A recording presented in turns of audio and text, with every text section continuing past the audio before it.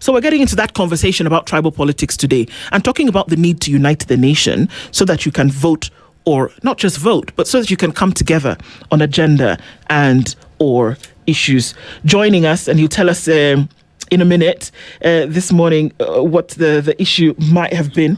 Uniting the nation and political rhetoric and tribal politics. Professor Gitile Naituli is a former NCIC commissioner, and he joins us this morning. Prof, good morning. Morning. Are you okay? Yeah, very okay, except the jam on Langata Road today. I've never seen anything like that. It's quite something today, actually, from what we can see. Thank you for being here with us this morning. It's a pleasure. We're going to get into it really quickly because there seems to be a lot of... We talked about this, I believe it was on a conversation that we had on a particular public holiday with you. And we talked about the need to debunk this tribal issue. Whether we like it or not, it is still the subject of a lot of conversations moving forward. Everybody's talking about, well, this valley and the other, this mountain and the other, this water body and the other. The people of that must come together. While there may not be a problem with the people from a particular region coming together, the thought that you can pit one group of people against another people because of where they're from and not necessarily because of issues seems to be the problem. How do we then deal with it? First, the tribe... The negative, let's say, tribe is fantastic. There's nothing absolutely wrong with any Kenyan belonging to any tribe, because you must belong somewhere, because we also see it even in the US. The Americans behave whether they came from UK or whether they came from Germany and other, So this is okay, that is fine. But what we are talking about is negative ethnicity. That negative ethnicity is banned, and I think Kenyans will deal with it when we start having leaders who are competent. You see, it's incompetent people who reach out to thrive. It's corrupt people who reach out to thrive for protection. So they start making us fight one another. There is an analogy given about these white ants and black ants. They're in a bottle together, and they are living there very well until someone will choke that in jar. When you check the jar, then they start fighting each other. They have not done anything wrong to one another except the jar has been shaken. So what the political class does in this country, you have to shake the jar to make us fight one another. And then, of course, you have institutions now which are also completely useless in protecting us. You see, the NCIC Act has something called the vilification of a community is an offense under that act. So whenever either the president or his supporters go and they say wale wa kabila, you see, NCIC should act on that as already a violation of the law, because there is no such thing as an entire tribe being tribal. Do you understand? Yes. An individual within a community can be tribal, but the entire community cannot be tribal. So use of that global language amount to vilification of the community, and is an offense under the act. Now, the people you give responsibility to implement that act, they don't do it. Prof, we find ourselves in a very difficult time as a country. Because we put individuals in positions of authority to oversee how the resources are being managed. It pains me so much when I hear someone say, because we are in government, now development is coming to our region. Yes. We've trivialized even development to a point where if you are not here based off your tribe, you will not get development, or you will get development because you support perhaps the government of the day. And that right there is tribalism being peddled, but being hidden under development. That language... Is it that people don't understand, don't see, or just choose not to act? No, it's that they don't understand. You see, national resources are supposed to be distributed by parliament. So it's up to your member of parliament to force a certain agenda and a certain development program into the national budget when it's being discussed. Okay? So there's no such thing as not being in government or being in government. That is part of the ignorance that has been moving us around. So you have a member of parliament. His job is to bring you that development, not the president. The president has no money. Parliament is the one which owns the national pass. Okay? And that is why the most important institution right now in the country is the MCAs, is the county assembly, and the National Assembly. Those are the most important institutions in protecting national resources. Problem is the kind of people we put there also. As voters, we put there people don't even know that. They don't know that once you become an MCA, you are the most important person in that county. Once you become a member of parliament, you are the most important person in that constituency, not the president and not the governor. So our problem is in failure to understand that. So you don't have, the constitution does not say that you should get the development if you are in the government. The constitution says you deserve development and it gives the power to take care of you to the National Assembly and to the county assemblies.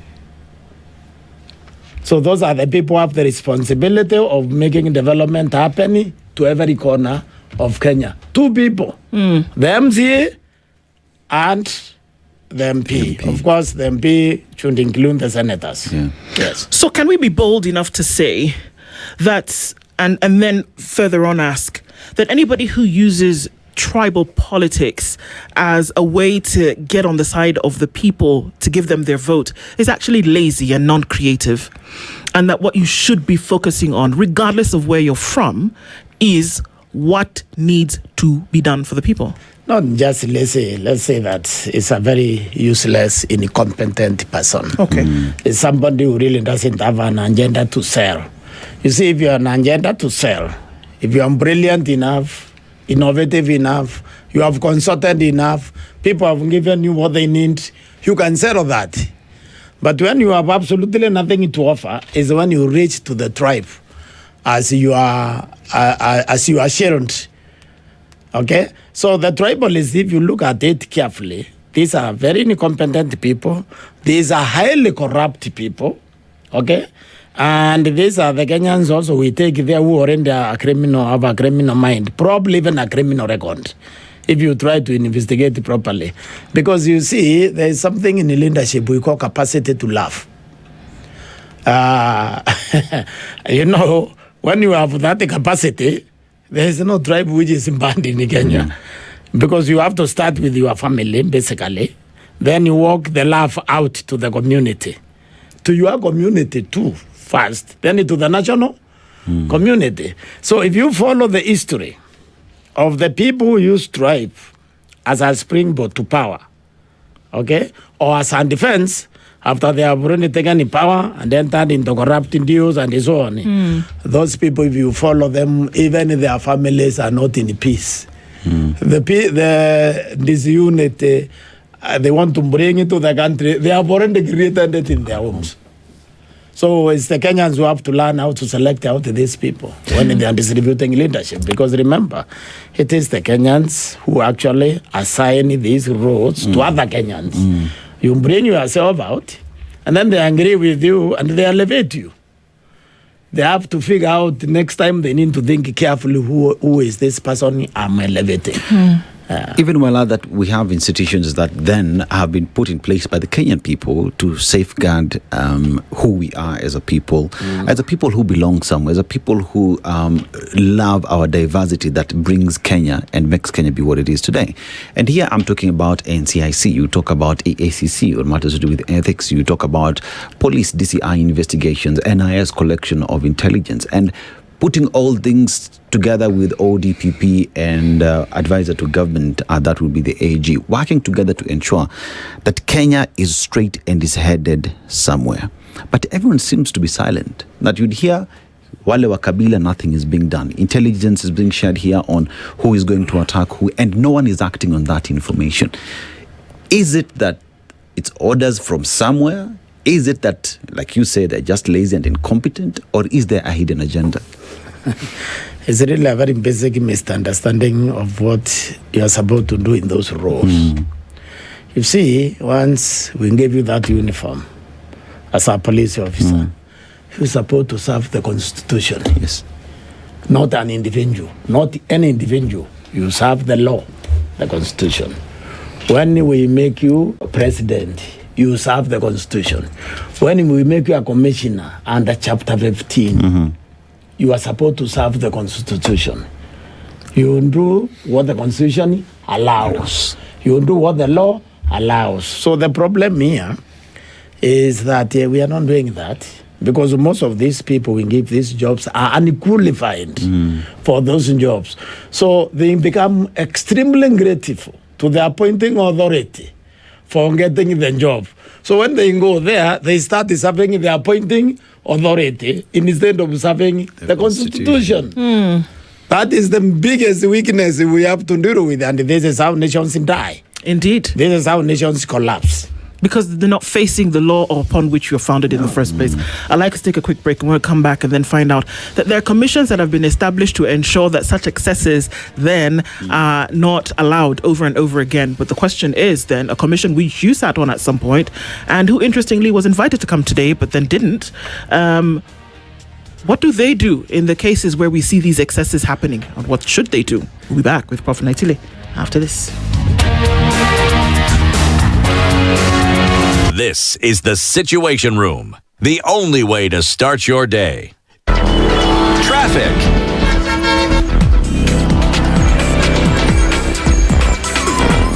All right, so very busy indeed on Langata Road this morning. There is quite some traffic and it still continues. Not quite sure what's causing that, but all the way from Uhuru Gardens out, then through Langata Road and then down in towards Rilo Dinga Way or through towards the Nyayo Stadium roundabout. Not quite sure what's cooking here, but if you do find something, let us know. A victim of such is sitting right with us in the studio, but then we'll figure that out as we go along. Mombasa Road is also pretty busy. There's traffic coming all the way through from just after Imara, actually. And so that's going all the way into the CBD this morning, and also very busy on Jogo Road, heading out towards Landis, and then through towards Haile Selassie. It's also still very, very heavy on the Thika Superhighway this morning. Not quite sure. Is it because nobody went out yesterday, so everybody's out today? Not quite sure about that either, but bumper to bumper. Kiambu Road also busy. Yikes, we're still in traffic hour. Let's see what happens as we get through it. If you have a way out, do let us know. We'll talk, keep things moving. SpiceFM, KEONX hashtag, The Situation Room. So many forward here. Titles are on the line. Rivalries are at their peak. This is the final stretch where legends rise and champions are made. From the Saudi League to the Bundesliga and La Liga. Recharge your monthly subscription today to feel the pressure, feel the passion, feel the game. Every pass, every goal, every moment matters. Don't miss a moment. Renew your subscription and stay in the game. To renew your subscription, dial *858# for self-service or get in touch with our call center on 0719 077 077 for customer care. Buy a StarTimes decoder at any of our dealer shops countrywide. Download the StarTimes On app to enjoy all your favorite shows and stream live channels on the move. StarTimes. Enjoy digital life. Sebastian Allaire. Mature, intelligent talk every morning. Spice up yourself. Mornings done right. 94.4 Spice FM, Nairobi. Our conversations continue this morning. It's 25 minutes to 9 o'clock. We are with Professor Gitile today, and we're asking a couple of questions, and that there is a body that was put in place to ensure that when some of these excesses are met, how are then they handled? And it's something I've come up with the last few weeks, and I said, can we just put this thing to bed once and for all? Is the NCIC actually able to handle some of these things that we talk about? Oh, we can call people in and have a conversation, and then we never hear the end of it after that, pay a fine, and then what? How do you ensure that these things which you have already established are just terribly political bad manners, that they still continue? Yeah, I don't think it is. It's not? No, it's not able. Okay. There are two things here. There is what we say that willing or unwilling, unable or unwilling to do it, even when you are able. The law gives them the power to intervene, but they are not using the power. Let me just give you a very live example. look what has been happening in Olekalau. The law gives the electoral body, the IMBC, incredible power.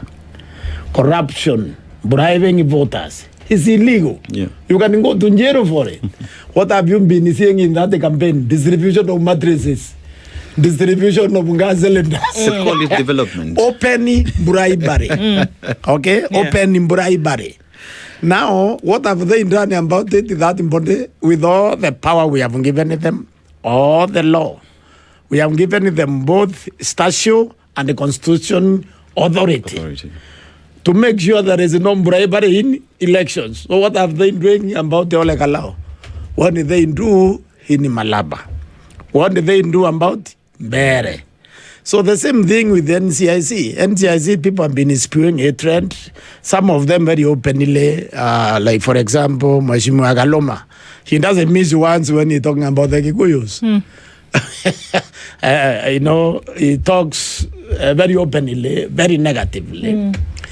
I think even the other day, even Yondinga was somehow telling the Luos that the Kikuyus, I don't know, didn't vote for Raila or something like that. All of them, Raila got 1.4 million votes from the Kikuyus. Yeah. So some of the pronouncements of people like that, like those, okay, or the NCIC has the power to summon them. It has the power to take them to court. Because they are vilifying a community. Okay? Anytime you talk negatively, unfairly about any community in Kenya, you are breaching the NCIC Act. So they are supposed to act. Have they acted? No. In fact, the other day I saw them summoning Wanjiko Mweya. It's like that. You can't summon Wanjiko Mweya if you are not summoning Nagaloma. You see, for you to enforce the law, you need to look impartial, completely fair. Okay? Totally. There can be nobody outside the law. And you cannot go after this person, not the other one.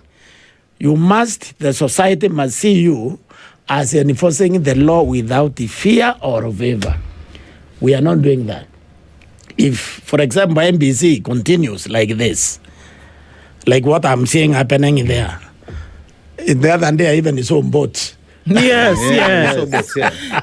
So if you go allow that to continue openly like that, what kind of election are you going to have in 2027? You understand?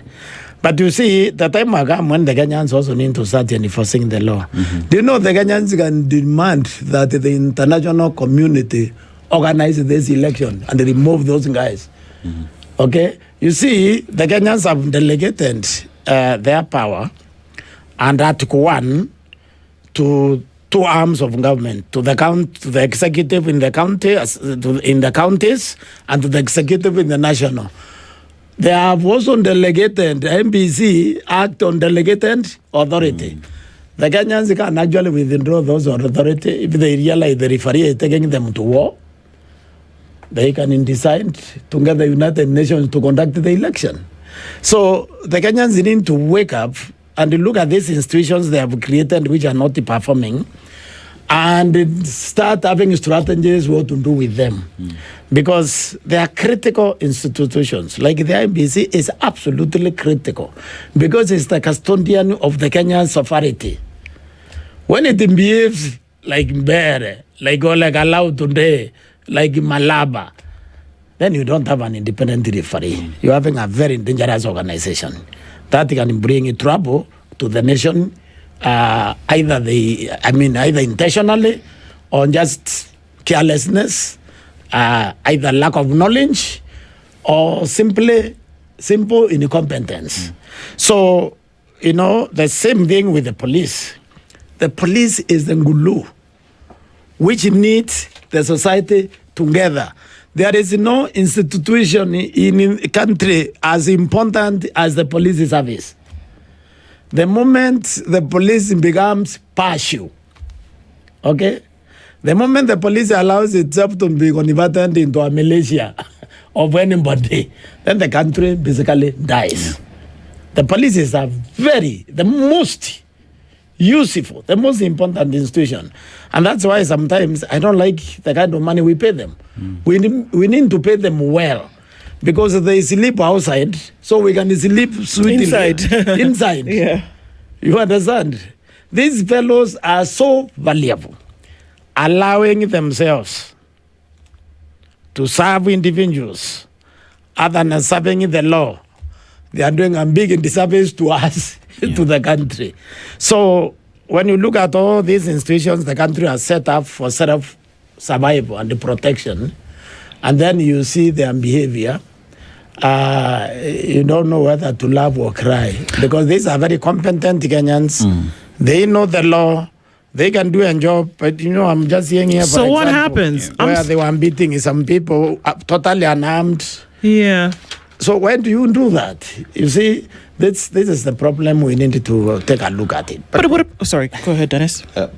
Prof, as we talk about that, then there is what Mwananchi could do, like you said, in terms of IEBC, call the international community to handle that. But beyond that is fact that there has to be ROI in everything that you do, value for money, because these individuals are put there and are paid by Mwananchi. Would I be right or wrong to say that for every other office that Mwananchi feel they have not seen value for that, perhaps private prosecution on individuals who fail to deliver in office is a way to go? Because knowing very well that we have all these other agencies that do check and balances on each other. That's why we have the National Assembly to check on all these commissions as well. We have the police, the Attorney General. If someone does not deliver, is that an avenue that Mwananchi as well would take to ensure that anybody who comes in there does deliver? If you do not, Mwananchi will deal with you. But how also does political goodwill affect the performance of these offices? Yes, I would say that there's avenues for that. Even the law allows actually for Kenyans to institute private prosecution against individuals who violate the law. The procedure is you give the Director of Public Prosecution 7 days to act. You give them even the evidence. And even they don't do that, then you can move the court, and they cannot come now and take over the case because you already gave them the opportunity to move. So that exists. What we are lacking is also committed Kenyans to do that. Committed to the level of Okio Mutata. You see, you're having the alternative now, the United Alternative Government. What these people already should have done, in my opinion, is to have a legal team which takes up these matters immediately. And that is why when I came here, I heard people saying that you may not want to just replace banned people with another one, because the issue is not replacement. The issue really is substantial change, which moves society from A to B. So imagine if the alternative government, as a legal team, for example, there is a useless debate coming into parliament, which is basically, in my opinion, another formula for government to steal from Kenyans. Okay, another one. There's a SACCO Lego thing. Okay. You know the SACCO? Yes. SACCO is where people have put their sweat. Because they don't really trust other government institutions, and the people, but they want a law now which can allow the government to issue infrastructure, whatever, to use that money. And you know what's happening in infrastructure: exaggerated tenders, inflated tenders. That's what I mean. Corruption of employment in them. So you can't allow government to go there. Now, this alternative government should already be preparing a lawsuit to get that thing suspended. When the government decided to convert the public institutions into limited liability companies, that is completely illegal. There is nothing in the law that is supporting that. So, and these people moved to court to get that law suspended, because anything that touches on public assets and which is removed from parliament and from Auditor General and from control of budget, the law will not support that. But we don't see what we needed to multiply on Mutata. To get more Mutatas in the country, then we can actually do what you are saying, because all these institutions can be on to account. The policeman can be sued, prosecuted individually. The law does allow that as it is today. What we don't have is people now willing to collect that evidence and then move on those particular individuals. Okay. Because also, for example, there is a court ruling which says the police cannot operate undercover. Yes.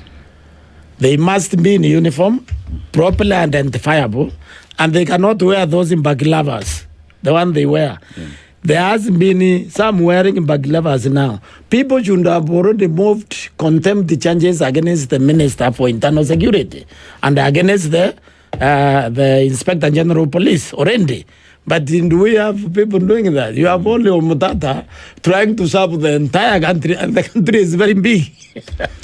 So, if there are bodies that have been instituted to take care of these things, if with the police you have an independent policing oversight authority, if with this tribal rhetoric that we're seeing you have the NCIC, if you have, across, name an excess, you have a commission or a body that has been instituted to take care of it. But it would appear as though this is not happening. So why then do we insist on continuing to have these bodies so that there can be a semblance of order? Exactly. No, there is something called gross incompetence and something called criminal negligence. Somebody can actually go to court, for example, and ask the court to disband the IMBC on the basis of what happened in Imbere, what is happening in Olekalau, and what happened in Malaba. Because that bonders, not in bonders, that's a clear expression of gross incompetence, which is a ground for you being removed from a constitutional office. So what he is asking is clearly this: do we need to spend money on institutions we have set up to protect us, and they are not protecting us? The answer is actually no. You know, you can. I tell some of these people, the other leaders, that there is something called doing something even for nuisance value. Okay, because they are in India that you can move to court, but corruption exists everywhere. I think there is a lawyer called Abu Nasiri, the Grand Mullah or something, who has been calling them juris pesa and so on. That exists. You can still do it. Okay? That's what I'm saying. You can do it for nuisance value. If you think there will be executive interference with the suit, you still don't do it because you need to stress the law. You need also to establish the fact that you are firmly grounded in the law, that you are not operating, doing anything outside the law. So they can do that. The country has the power, if we aren't committed people, that's what we are lacking, Umtata style, that you can move against NCIC today. You can collect evidence of all these Kenyans who stand like this land, I think from Wajir says, even Nukura, if they are not in Abu Rofil, I think there is another fellow from Western Kenya. Both IMBC and NCIC should have acted on those people. When they fail, you can use that as an example to ask the country, to ask the court to disband them, so that you don't continue wasting money on an institution that is not serving you, that is not executing its mandate under the law. Yes, you are not obligated to continue supporting that institution. No. And can then you put any kind of, because what we are being told now, we'll hear it in discourse, it's going to come up, is that somebody will say, well, look, there was the by-elections that took place, some of those that you reference, and we had a conversation with the IEBC after, and what they said was, well, if case there was anything, we've reported it to the police and we are waiting for a report from the police. Thereafter, we will begin to deal with these things. I don't know that since October 2025 until this moment, anything has been done. IEBC doesn't have to report anything to the police. Let me tell you what happens. When an electorate is declared, every police officer in that area serving under that becomes actually an official of IMBC. So they are the police. What they are doing is kicking the can down the stairs. That's why nothing has happened. Okay? The moment, for example, in Imbere, you saw those military style vehicles. IMBC should have suspended that election immediately. Try to figure out who brought those vehicles, unless if they count for themselves, because they have the power to suspend you from participating in the election. Okay? If you bring violence, if you not following the code of conduct, IMBC can actually bar you from participating in the election. So when they tell you they are reporting to the police, you just need to wonder which police, because themselves. Yes, because they take charge. Any electorate and declared security operations, they come under their control. That is the law. Prof, we therefore find ourselves in a position where the Constitution is seemingly a suggestion to a few. Majority of us Kenyans, people follow the law. People respect the Constitution. But there is a select few, the minority, who look at the Constitution as if it was a suggestion. You can't, when you talk about constitutionalism, one would say applies to those on the left, the others on the right. Look at the Constitution as a piece of paper and not the cardinal rule that controls each and every single aspect of our daily lives. What then must we as Wananchi, we as a country, do to say our cardinal rule and our law is the Constitution that we must abide to? Because when you talk about IEBC and the powers it has been given, it is through that document called the Constitution. The police, it is the Constitution. Everybody follows the Constitution. But when a select few choose not to, what must we do to fix that? Yeah, that is a very valid question right now, and a difficult one. Because, you're saying something extremely important. There is nothing in that Constitution of Kenya 2010 which is a suggestion. Everything in that document is about to be obeyed to the letter. I don't know how many people listened to the Chief Justice the other day when he said that there is no way this country should allow 2,000 people, 2,000, to mess up the lives of 55 million Kenyans. Yes. I don't know how many heard that from the Chief Justice. We have allowed for too long for these 2,000 people, the political class, to decide which laws to obey and which laws to disregard, while we obey all of them. Because we are not holding them accountable during elections. Because the elections is when we should hold them accountable.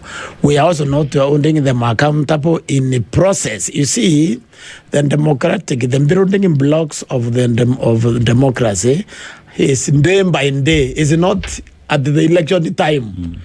It is supposed to be sustained daily. We are supposed to watch your actions daily. We are supposed to judge you daily. But not necessarily waiting for the election. So we are not holding these 2,000 people accountable for their actions. This is why you look in that parliament, you have people who have murdered Kenyans. Okay? And those cases were just withdrawn. You remember that? Was there an uproar during withdrawing those cases from the citizens? Because we know them, we know the people who killed. And the cases were basically withdrawn in the sense of allowing them to conclude through the legal process. Okay? Every day, the Auditor General reviews billions being stolen. Like the other day, there was 6-point-something billion directly withdrawn from the citizen. Was there an uproar by Kenyans? So we have normalized breach of law. That is your answer. And unless we revisit ourselves, we stop the normalization because we have the power to do that as citizens, we will lose Kenya as we know it. Because you see, the things, this bad behavior just behave like this. Look what you saw in Ikesi, in Kiembu. In Ikesi, the police were advising stoning cars as they are passing. And I think 2 people died or something like that. Okay? Now, the rapid support force was gone in Jajawind, was a government militia. But now is a threat to the existence of Sudan. Okay? In Haiti, there was a president called Papandreou Duvalier. He under goons called Toton Makuti, to serve short-term political ends. Those guys went out of control. Even we are being asked to send the police there to try to bring normalcy. If you don't arrest this behavior now, in other words, the behavior you're talking about is breach of law. Because the police is not supposed to watch law being broken, a police officer. So that means any police officer who was in that road in Kisii, and we saw them, all those should be home by now. Because they watched these illegalities. Because they watched an illegality happening and they did nothing. And their job was to stop it. Okay? So the fact that they are not home, it means we are normalizing breach of law. When in breach of law is normalized, you don't know where it will end. You cannot control. Because al-Bashir in Sudan thought he could control Janjaweed. You now go ask what is happening to the Sudan now. Millions have died as a result of that. So usually they spin out. They start having their own command. Okay, you start that thinking you can control them. They have their own command. You remember Mungiki here? How long it took us to control them? Under Kibaki, during Kibaki time. Yeah. Okay? So what we are saying here is there is nothing in the Constitution which is a suggestion. There is no court ruling which is a suggestion. Once the court has issued an edict, once the court has issued a ruling or a judgment, is supposed to be obeyed. If you disagree with it, you go to a superior court. That is why it can be reversed. But you don't ignore it. Okay? So they say we want to build, a house in a forest in Meru. Somebody go to court. They ignore it and they continue cutting the trees. You say they want to bring Ebola or whatever, the Americans in Nanyuki. Somebody go to court and get the injection. They continue.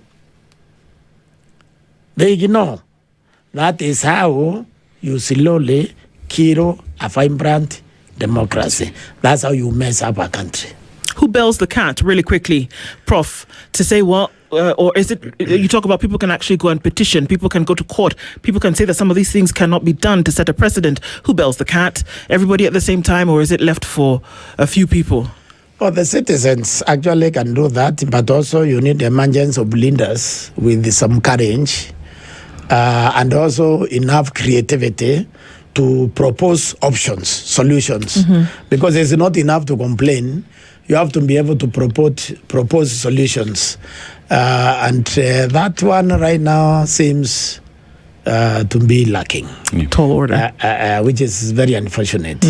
I think because you see proposing solutions, for example, is doing what Umutata is doing. You understand that? Yeah. For example, the elections has always been a problem because in Bomas, because the executive basically controls the NBC, and then when they come to Bomas, he's closed to the public. But Article 86 is about the transparency in the electoral process. So the election is supposed to end in the constituency. Okay? But how many of these people want to be president are saying that what we do is wrong? Where the votes where the votes from polling stations are collated, that is the final place because the MC is there, the governor is there, the MP is there, the senator is there, but the public is also there because you don't need the accreditation to go to the constituency tallying center as a citizen. Do you understand? So how many of these people are saying that? This is why I'm saying that we are lacking leadership who are able to generate options. Right. You see a problem, then you generate a solution to that problem. Now we are not there, and I don't understand why.